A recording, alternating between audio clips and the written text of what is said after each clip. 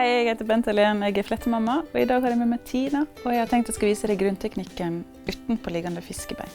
Ved en vanlig fiskebeinsflette så legger vi delene over hverandre, eller over og bort til den motsatte, og I den utenpåliggende så gjør vi det motsatte, altså vi legger det under. Kan du starte med hår fra fronten, så deler du det I to. Og I en vanlig fiskebeinspariser så legger du hår over og inn I motsatt side. Det vi skal gjøre nå, det at vi skal legge det under og inn I motsatt side. Så jeg tar en liten del hår fra ytterkant, legger det under delen det kommer fra, og inn I motsatt side. Så tar jeg noen runder her før jeg begynner å ta inn hår, bare for å sette fletta litt. Tok jeg inn den ytterste en liten del hår først, og så tar jeg med nytt hår, legger det rett sammen med og over I motsatt side. Så gjør jeg det samme her, en liten del hår. Du kan se det grepet jeg har her. Jeg holder fast den delen med tommel og pekefinger, og så tar jeg med nytt hår som jeg legger rett inn sammen med. Da ligger det på plass over I siden med en gang. Så fortsetter du bare på samme måten nedover, og så ser du nå etter hvert så begynner du å se det uttrykket som kommer frem med at fletta ligger utenpå. Den kan se litt rar ut I starten, men bare fortsett å flette litt til, så kommer det etter hvert. Og det som nå var den litt løs der, så dro jeg her, og så klarte jeg å dra den inn igjen. For det jo det som med fiskebein, at det er to deler som går bare rundt hverandre. Sånn at du vil ofte oppleve at hvis det noe løst her, så vil du ofte få det igjen litt lenger nede når du tar det inn neste gang. Så ikke stopp å flette selv om du opplever det. Dess mindre hår du tar inn, dess mer intrikat blir det mønsteret. Da tar jeg ganske store deler inn. Tina har tjukt hår. I tillegg til at Tina har glatt hår, så det også nyvasket. Og nyvasket hår kan være ganske utfordrende å flette på. Sånn at det er et tips til deg at skal du ha flette I håret, så vask gjerne håret dagen før. For det sitter mye bedre hvis det en sånn dagsgammelt, at det ikke er helt nyvasket.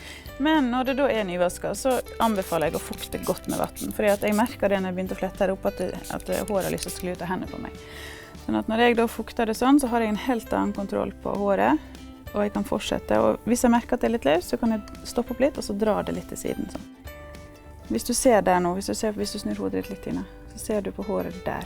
At når jeg drar I den her oppe, så strammer jeg det håret, for det det som går rett inn I. Sånn at det var det jeg mente med at du får igjen det samme. Altså du får igjen det samme håret når du kommer lenger ned på fletta.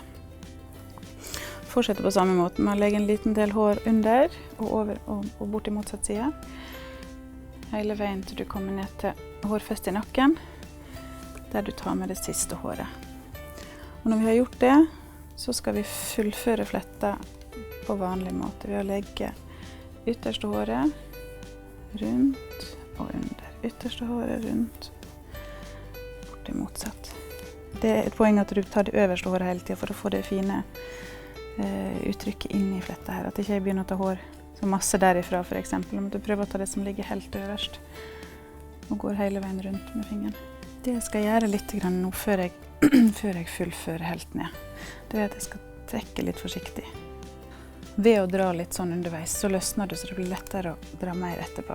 Sånn, så skal vi gå tilbake igjen og fortsette. Og det veldig lett at den drar opp og står her og fletter. Prøv å passe på å flette I den retningen du vil fletta skal ligge etterpå, det nedover.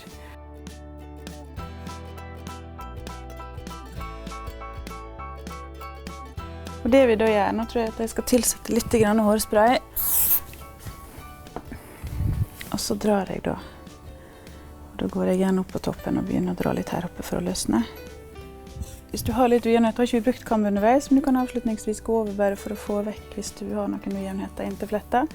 Har du noen plasser der håret litt lenger eller henger litt ut, så bare tar du en liten fliseklem og fester det opp I underkant av fletta. Sånn, nå Tina klar for hvilken anledning det skulle være I grunn.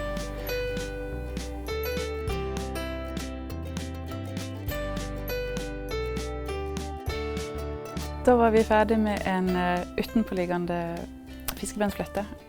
Det en flette som har litt sånn wow-effekt. Sikker på at hvis du går med den fletta her, så får du kommentarer på den. Jeg synes det veldig kjekt at du kommenterer på videoene, og har du noen ønsker, så legg gjerne igjen tips, så skal jeg se hva jeg kan få til. Takk for at du så på. Ha det bra.